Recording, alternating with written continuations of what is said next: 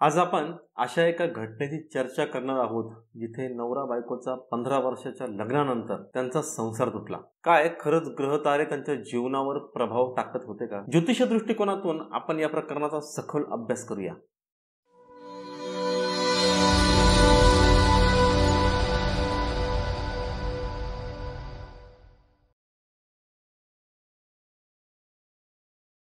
नमस्कार, मी संतोष गुरुजी, एक ज्योतिष तज्ञ. आज आपण एका केस स्टडीचा अभ्यास करणार आहोत जिथे एका जोडप्याचा संसार बऱ्यापैकी चांगल्या प्रकारे सुरू होता, पण लग्नानंतर 15 वर्षानंतर अचानक घटस्फोटाचा निर्णय घेण्यात आला. ज्योतिषशास्त्र याचं उत्तर शोधू शकतं का? म्हणजे थोडक्यात या असल्या प्रश्नांसाठी सुद्धा ज्योतिषशास्त्राची मदत होऊ शकते का? चला तर आपण या प्रश्नाचं उत्तर शोधण्यासाठी त्यांच्या कुंडल्यांचा अभ्यास करूया. आपण या ठिकाणी ज्या जोडप्याचा जो विषय घेणार आहोत त्यांचा विवाह 2009 मध्ये झाला होता. सुरुवातीचे काही वर्ष त्यांच्या नात्यात खूप गोडवा होता. एकमेकांविषयी आदर, प्रेम आणि जबाबदारी होती. त्यामध्ये त्यांना 2 संतती सुद्धा झाली, एक मुलगा आणि एक मुलगी.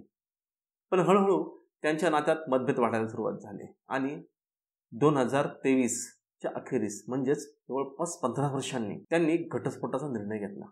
आपण पाहूया की त्यांच्या कुंडलीत असे कोणते योग किंवा ग्रहांचे संक्रमण होते ज्यामुळे त्यांचं नातं टिकू शकलं नाही. सर्वप्रथम आपण इथे पुरुषाच्या कुंडलीचा विचार करूया. बघा, पुरुषाच्या कुंडलीचा विचार करत असताना सगळ्यात महत्वाची गोष्ट, कुठल्याही कुंडलीमध्ये सप्तम स्थान म्हणजे वैवाहिक जोडीदाराचं स्थान हे अत्यंत महत्वाचा भाग असतो. त्यानंतर पुरुषाच्या कुंडलीमध्ये शुक्र हा मजबूत असणं गरजेचं असतं.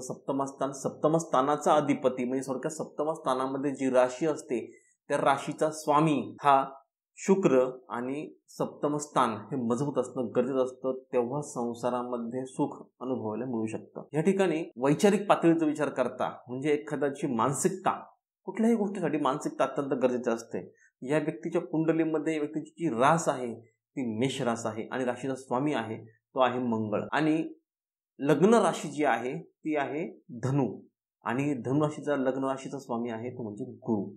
आता लग्नस्थान म्हणजे प्रथम स्थान हे व्यक्तीचं व्यक्तिमत्व दर्शवत असतं. म्हणजेच जर लग्नस्थान हे दूषित झालं आणि लग्नस्थानाचा अधिपती ज्याला लग्नेश म्हटलं तर तो दूषित झाला तर सुद्धा बऱ्यापैकी कुंडलीचा दर्जा हा घसरून जात असतो. याच्यामध्ये लग्न रास जी आहे ती धनुरास, राशीचा स्वामी हा गुरु हा लाभस्थानात जरी असला तरी तो तुळ म्हणजे शत्रूच्या राशीचा गुरु आहे. त्यानंतर जी चंद्ररास आहे ती आहे मेष रास आणि मेष राशीचा स्वामी आहे मंगळ, तो दशम स्थानामध्ये कन्या राशीचा आहे.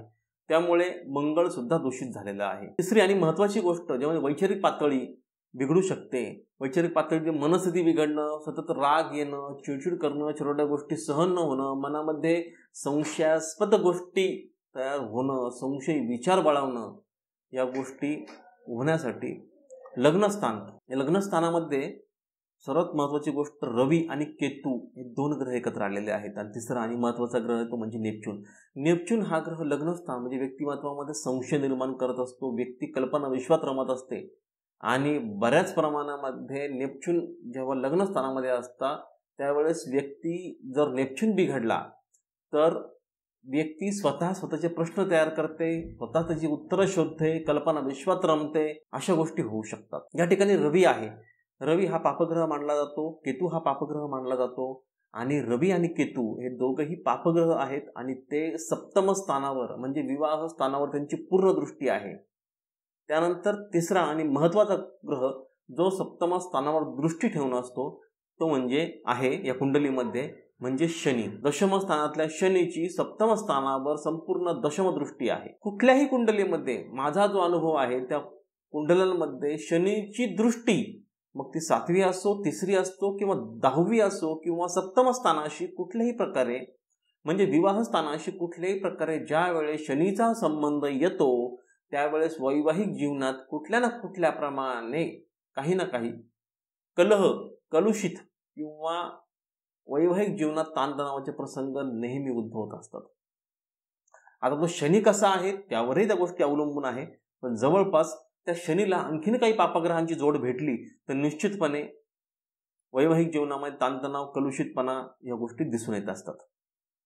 आता ह्याच गोष्टी ह्या झाल्या रवी केतू हे दोन पापग्रहांची एकत्रित सप्तम स्थानावर दृष्टी, शनी याची दशम दृष्टी सप्तम स्थानावर, म्हणजे जवळपास 3 पापग्रहांची सप्तम स्थानावर पूर्ण दृष्टी आहे. आता सप्तम स्थान बघूया. सप्तम स्थान विवाहाचं स्थान, वैवाहिक जोडीदाराचं स्थान. सप्तम स्थानावरून वैवाहिक जोडीदाराचा संपूर्ण अंतर बांधला जातो. या ठिकाणी सप्तम स्थानामध्ये जी राशी आहे त्या राशीचा स्वामी आहे बुध. सप्तम स्थानामध्ये मिथुन रास आहे, मिथुन राशीचा स्वामी असतो बुध.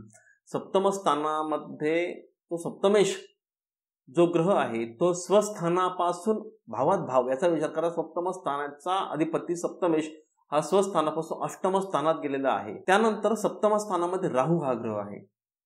राहू याला फसवा ग्रह म्हटलं जातं. आता तो वर्गोत्तम आहे, थोडा मजबूत आहे, पण राहू त्याचे मूळ गुणधर्म असे आहे की राहू हा फसवा ग्रह मानला जातो. फसवणुकीच्या गोष्टी असतात त्यामध्ये, म्हणजे कुठंतरी जोडीदार फसवणारा किंवा वैवाहिक जीवनामध्ये फसवणुकीच्या गोष्टी होण्याची दाट शक्यता असते. म्हणजे थोडक्यात सप्तम स्थान हे बऱ्यापैकी वैवाहिक जीवनाचं स्थान, वैवाहिक जोडीदाराचं स्थान हे जवळपास 3 ते 4 ग्रहांनी दूषित झालं आहे. रवीची संपूर्ण दृष्टी, केतूची संपूर्ण दृष्टी आणि शनीची संपूर्ण दशम दृष्टी, यामुळे या 3 ग्रहांमुळे सप्तम स्थान हे बऱ्यापैकी दूषित झालेलं आहे. त्यानंतर सप्तम स्थानात राहू आहे. म्हणजे थोडक्यात राहू हा सप्तम स्थान दूषित करणारा ग्रह आहे. वैवाहिक जीवनामध्ये ताणतणाव किंवा राहू हा फसवणूक दाखवत असतो. राहू हा एकमेकांबद्दल संशयास्पद गोष्टी निर्माण करत असतो.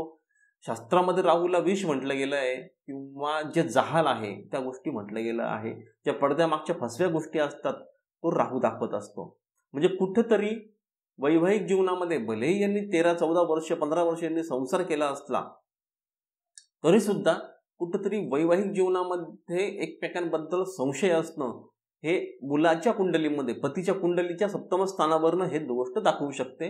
म्हणजे प्रायमरी लेवलला फक्त पुरुषाची कुंडली जरी बघितली तरी आपण ही गोष्ट समजू शकतो की या व्यक्तीचं वैवाहिक जीवन हे दूषित असू शकतं. त्यानंतर आपण पुढील कुंडली बघूया, ती म्हणजे स्त्रीची कुंडली.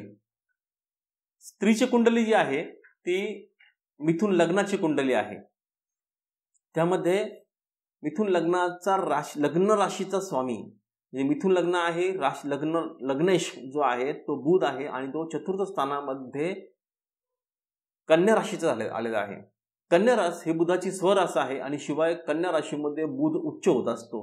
त्यामुळे व्यक्तीची बौद्धिक पातळी ही अतिशय उंचावणारी दाखवत असते. म्हणजे या ठिकाणी बुध बुद्धिमत्ता दर्शवत असतो. त्याचप्रमाणे बुध बुद्धिमत्ता आहे, त्याच्यावर मंगळाची संपूर्ण दृष्टी आहे आणि लग्न रास सुद्धा मिथुन रास आहे, बुद्धीची रास आहे. त्यामुळे व्यक्तीचं शिक्षण जे आहे ते उत्कृष्ट झालेलं होतं. आणि व्यक्तीची राशी जी आहे, स्त्रीची जी राशी आहे ती कुंभ रास आहे. कुंभ ही सुद्धा बुद्धीची रास आहे. त्यामुळे एक आणखीन बुद्धीला जोड मिळते. व्यक्तीचं शिक्षण हे उच्च दर्जाचं शिक्षण झालेलं आहे.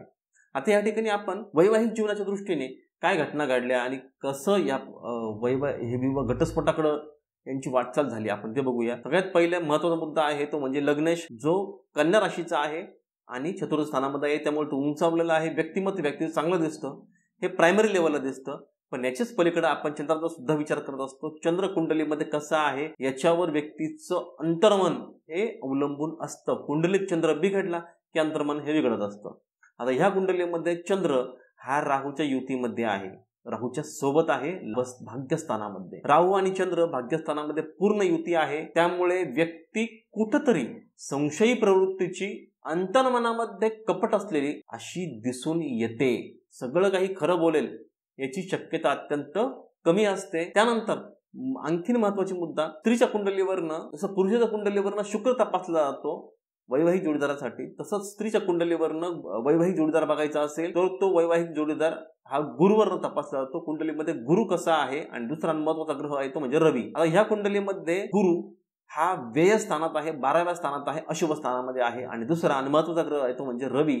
रवी हा तृतीय स्थानामध्ये उच्च राशीत म्हणजे स्वतःच्या राशीत सिंह राशीत मध्ये असला तरी सुद्धा तो केतूच्या युतीमध्ये आहे. रवी केतू युती आहे. या ठिकाणी रवी ग्रहण, थोडक्यात एक ग्रहण दोष झालेला आहे. म्हणजे पतीचा कारकग्रह रवी हा ग्रहण दोषामुळे दूषित झालेला आहे. व्यक्तीचा मनाचा कारकग्रह, मनस्थिती असणारा ग्रह, त्याच्यावरनं मनस्थिती तपासली जाते. तो ग्रह तो म्हणजे चंद्र तर राहूमुळे दूषित झालेला आहे. या ठिकाणी चंद्रग्रहण सुद्धा झालेलं आहे. त्यामुळे व्यक्तीची मनस्थिती ही खराब होती. त्यानंतर पुढे जाऊन आपण बघूया, मगाशी सांगितल्याप्रमाणे सप्तमस्थान आणि सप्तमेश या दोन गोष्टी अत्यंत महत्त्वाच्या आहेत कुठल्याही कुंडलीमध्ये वैवाहिक जोडीदाराची परिस्थिती बघण्यासाठी. या कुंडलीमध्ये शनी सप्तमस्थान जे आहे, सप्तमस्थानामध्ये शनी, हर्षल आणि नेपच्यून हे 3 ग्रह बसलेले आहेत. 3ही पापग्रह मानले जातात. त्यामध्ये सर्वात महत्त्वाचा ग्रह आहे तो म्हणजे शनी.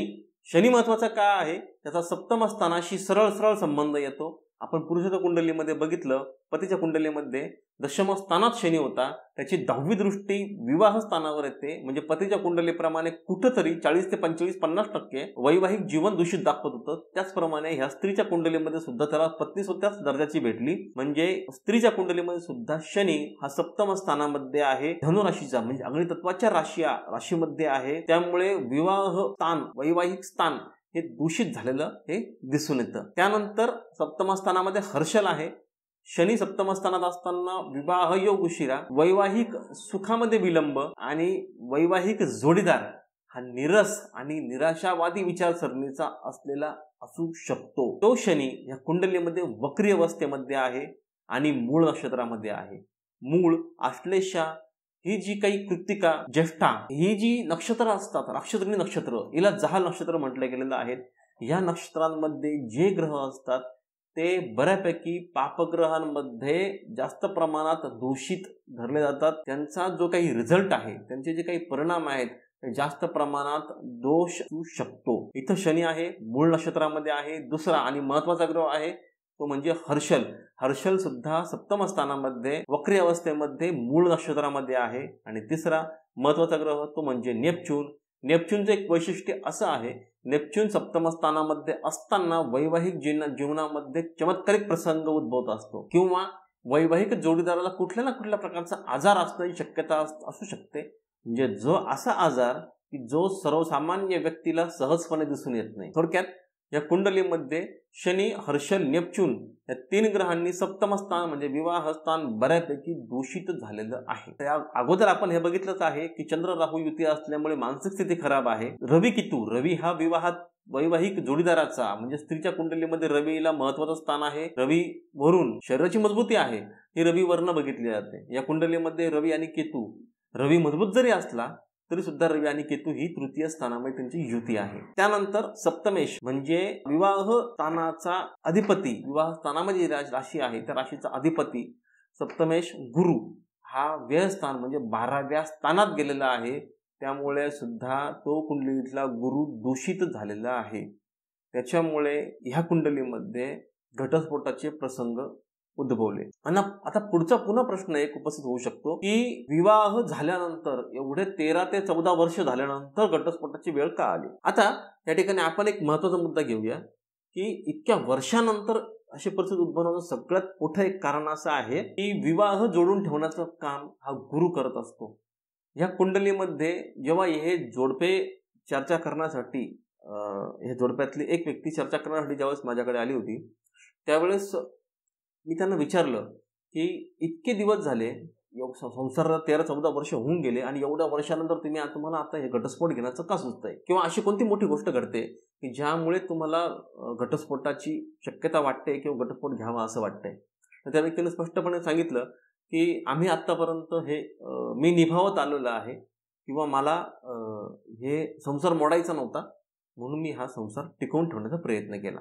पण आता अक्षरशः संसार टिकणार नाही अशी परिस्थिती निर्माण झालेली आहे. त्यामुळं हा घटस्फोट घेण्याची मला गरज वाटते. मात्र ही गोष्ट पतीकडनं दिसून येते की त्याला संसार टिकवायचा होता. त्यामागचं महत्वाचं कारण असं असतं की कुंडलीमध्ये गुरु, ह्या व्यक्तीच्या कुंडलीमध्ये गुरु हा लाभस्थानामध्ये आहे, शुभ स्थानामध्ये आहे आणि गुरुची सप्तम पूर्ण दृष्टी ही चंद्रावर येते. चंद्र पुन्हा मग सांगितल्याप्रमाणे मानसिक अवस्था दाखवतो. गुरुची सप्तम दृष्टी चंद्रावर येते. त्यामुळे ह्या पुरुषाच्या कुंडलीमध्ये गुरुची सप्तम दृष्टीमुळे व्यक्तीची मानसिक स्थिती ही नातेसंबंध जोडून ठेवण्याकडे असते किंवा जोडून ठेवण्याकडे होती. त्यामुळे इतकी वर्ष या व्यक्तीने संसार टिकवून ठेवला आणि काळांतराने 2 संतती झाल्यानंतर जवळपास 13-14 वर्षानंतर त्यांना घटस्फोटाची वेळ आली. त्यांनी पुढे घटस्फोट घेतला. आता यामध्ये पुढचा महत्वाचा मुद्दा की आपण हा घटस्फोट टाळू शकलो असतो का. जितके जास्त ग्रह दूषित असतील, सप्तम स्थानाशी संबंधित, विवाह स्थानाचा विचार करतोय आपण या ठिकाणी, त्यामुळे विवाह स्थानाशी संबंधित जितकी जास्त ग्रहस्थिती खराब तितकी जास्त घटस्फोटाची परिस्थिती जास्तपणे तीव्रतेने दिसून येऊ शकते. आता अशा वेळेस एवढी वर्ष संसार टिकवल्यानंतर सुद्धा घटस्फोटाची वेळ आली, त्यानुसार हे लक्षात घ्या की ग्रहमान अत्यंत खराब होते. टिकवून ठेवण्यासाठी त्यांना जो महत्त्वाचा त्यांना जो काळ आला होता, जेव्हा तो अशुभ काळ येत असतो, दूषित काळ येत असतो, अशा वेळेस समजूतदारपणाची भूमिका घेणं गरजेचं असतं. वाईट प्रसंग आहेत किंवा दूषित प्रसंग आहेत ते कसं टाळता येतील याच्याकडे जास्त लक्ष देण्याचं गरजेचं असतं. या ठिकाणी ही वेळ, घटस्फोटाची वेळ ही आपण स्त्रीच्या कुंडलीवरनं बघूया की घटस्फोटाची वेळ येण्यामागचं महत्त्वाचं कारण कसं आहे. तर ह्या स्त्रीच्या कुंडलीमध्ये घटस्फोटाला मुख्य कारक जबाबदार ग्रह आहे तो म्हणजे शनी आहे. हा शनी सप्तम स्थानामध्ये असताना जो दूषित असताना घटस्फोटाचे प्रसंग उद्भवून आणू शकतो. त्याला अजूनही बाकीच्या ग्रहांची जोड आहेच, नाही असं नाही. तर हा शनी ज्या वेळेस ह्या व्यक्तीला, ह्या स्त्रीला 7.5 सुरू झाली, म्हणजे ज्या वेळेस शनी हा मकर राशीत शनीने प्रवेश केला, त्यावेळेस यांच्यामधले खटके जास्त प्रमाणात वाढत गेले. संसारामध्ये दुजाभाव वाढत गेला, एकमेकांचा तिरस्कार करणं, एकमेकांना वाईट बोलणं, एकमेकांविषयी जी तिरस्काराची भावना जास्त प्रमाणात उत्पन्न होणं आणि ती मुखातून बाहेर पडणं, त्यामुळे वादविवाद जास्त प्रमाणात वाढत गेले आणि त्या सगळ्या गोष्टी घडल्या. त्या शनी ह्या स्त्रीच्या कुंडलीमध्ये शनीची 7.5 सुरू झाल्यानंतर या सगळ्या गोष्टी घडायला सुरुवात झाली आणि 7.5च्या पहिल्या टप्प्यामध्येच यांच्या घटस्फोटाचे जे काही वादविवाद, कटकटी वगैरे ह्या गोष्टी आहेत त्यांना सुरुवात झाली. आणि शनीच्या दुसऱ्या टप्प्यामध्ये ज्या वेळेस चंद्र स्त्रीच्या कुंडलीतल्या चंद्रावरनं शनीचं भ्रमण चालू होतं, त्याच वेळेस त्यांचा घटस्फोट हा झालेला आहे. हे वैवाहिक जीवनातले वाद आपण टाळू शकलो असतो का? तर निश्चितपणे 2 जोडप्यांनी समजूतदारपणाने थोडासा काळ काढला असता, आपल्या आयुष्यात घडणाऱ्या घटनांविषयी थोडीशी काळजी घेतली असती, थोडेसे उपाय केले असते, तर निश्चितपणे हा काळ टाळता आला असता. मग त्यामध्ये पहिला उपाय आहे नियमितपणे हनुमान चालीसाचं वाचन केलं असतं तर निश्चित फायदा झाला असता. दुसरा महत्त्वाचा उपाय आहे तो म्हणजे शुक्रवारी देवी लक्ष्मीचे पूजन करणं अत्यंत गरजेचं आहे. शुक्रवार उपास करणं गरजेचं होतं. मंगळ आणि शनीसाठी रुद्राभिषेक किंवा शनी किंवा मंगळाचा मंत्रजाप करणं गरजेचं होतं. आणि नवपंचमीच्या दिवशी दाम्पत्यांनी एकत्र पवित्र उपवास ठेवला असता, म्हणजे अशा प्रकारचे जे उपाय केले असतं तर निश्चितपणे ज्योतिषशास्त्राच्या माध्यमातून किंवा आपल्या उपचारांच्या माध्यमातून, उपायांच्या माध्यमातून निश्चितपणे फायदा हा त्यांना होऊ शकला असता. एक लक्षात घ्या मित्रांनो, ज्योतिषशास्त्र आपल्या आयुष्यातील घटनांवर कसा प्रभाव टाकतं हे आपण पाहिलं. पण लक्षात ठेवा, नातं हे केवळ ग्रहांवर अवलंबून नसतं, तर माणसांच्या वर्तनावर आणि परस्पर समजुतीवरही अवलंबून असतं. जर तुम्हालाही तुमच्या जीवनातील अशा प्रश्नांवर सल्ला हवा असेल तर तुम्ही ब्रह्मांड ॲस्ट्रोलॉजीशी निश्चितपणे संपर्क साधू शकतात. तुमचं काय मत आहे? ग्रह तारांचा प्रभाव होत असेल की ही केवळ एक मानवी चूक आहे? कमेंटमध्ये नक्की सांगा आणि व्हिडिओला नक्की लाईक करा. आणि तुम्हाला हा व्हिडिओ कसा वाटला, तुम्हाला या व्हिडिओत सांगितलेल्या गोष्टी समर्पक वाटल्यात का, यात काही तुम्हाला सजेशन असतील तर नक्की कमेंट करून सुचवा. आवडला असेल व्हिडिओ तर नक्की लाईक करा आणि चॅनल सबस्क्राईब करा. आता आपण भेटूया पुढील व्हिडिओमध्ये नवीन केस स्टडी सोबत.